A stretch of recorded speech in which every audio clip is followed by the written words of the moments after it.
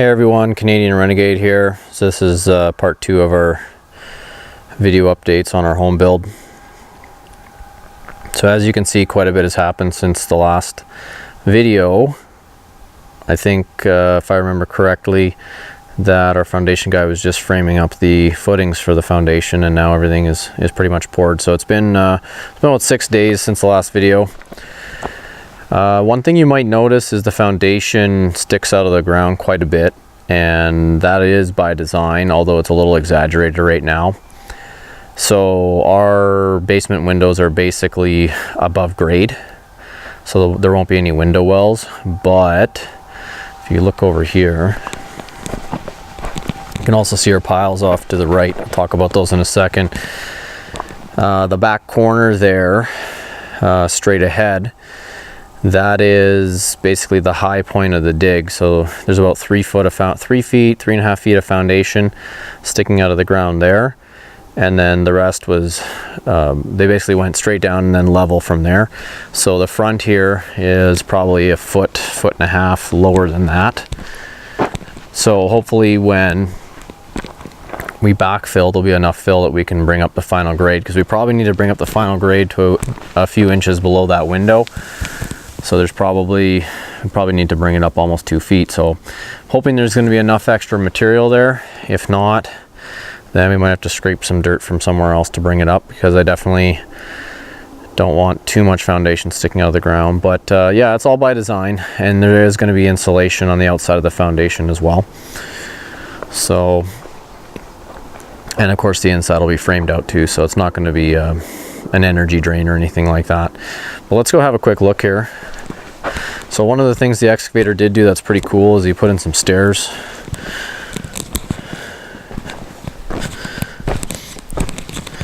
And so we have 3 windows down here, and basically where I'm walking is going to be where the weeping tile will be.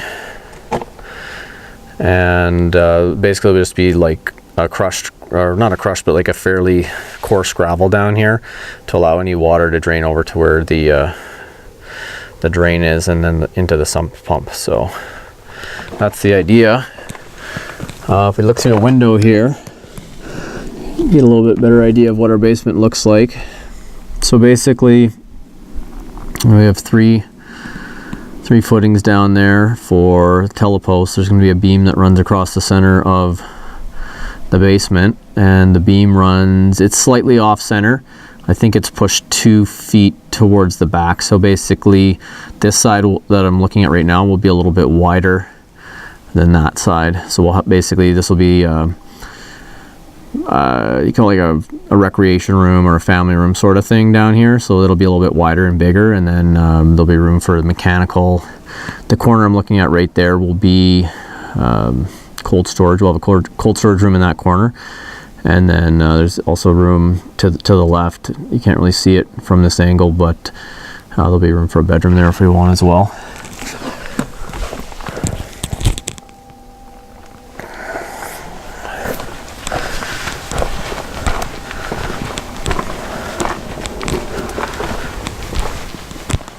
And then back here, the foundation guy, he left a few things sticking out from under the foundation. So I think one of those is a sump for the sump pump, and or basically the weeping tile, and then one of them is probably for the septic. I'm not sure. There's a third one. I'm not really sure what that's for. It might actually be to fish stuff through into the basement. I'll have to talk to my foundation guy again, but I know he has a reason for that.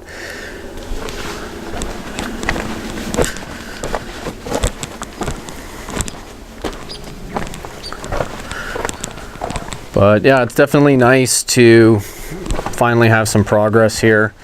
The paperwork and just trying to get everything in order is it was literally a nightmare. I don't really know how to describe it.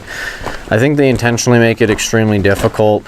I mean, it was probably difficult for anybody, but I think it's actually intentionally difficult to basically discourage people from acting as their own general contractor.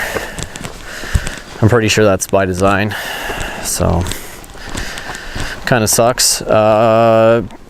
As you can see, there's our engineered wood products are there to the right, And here's the piles that we had engineered that were requested by the county. So, and then that car shelter back there, I'll probably talk about that at some later date. But the piles, they didn't change much.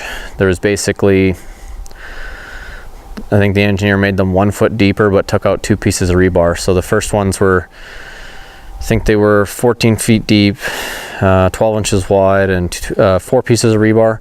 And the new piles that we put in are 15 feet deep, so 1 foot deeper, 12 inches wide, and 2 pieces of rebar. So I don't really know if there's much of a difference there, but the frost line here is probably, 4 feet or so. So either way, it's 10, 11 feet below that. I don't really know if it makes much of a difference. But I think that'll be it for today. Sorry if I'm maybe dragging this on and maybe not being that interesting, but it's just it's been one of those days. Anyways, I hope all you guys enjoyed the video, and until next time, take care.